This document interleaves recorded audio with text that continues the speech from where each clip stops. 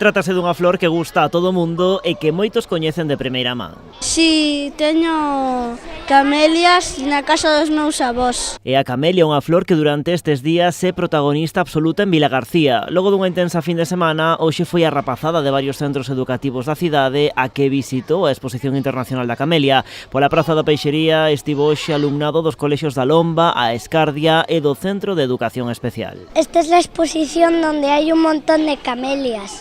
A mí me gustaron mucho. Va sobre que as camelias, que hai moitos tipos de camelias, hai de moitos colores, moitos tipos de camelias e iso. Unha exposición das camelias que ven de China e Japón, de Asia. Algunhas están máis grandes que outras e que hai máis flores que eu non sabía que había tantas. E a Bofeseai aquí, por exemplo, deronse cita preto de 40 cultivadores e máis dunha trintena de expositores que amosaron con orgullo algúns dos exemplares máis vistosos.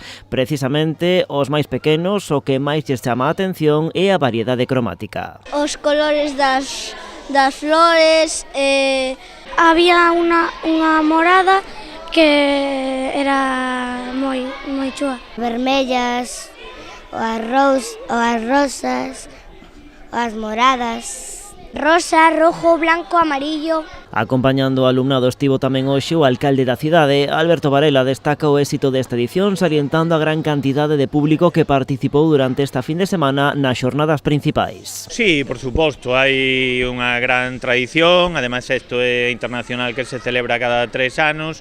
A última vez non a podemos realizar por a pandemia, así que tiñan ganas os cultivadores e tiñan ganas tamén a xente que lle gustan moito as flores, especialmente a camelia. Houbo moita xente, ademais houbo tamén pois espectáculos de baile e danza e quedou, pois, a xente quedou moi contenta e moi satisfeita.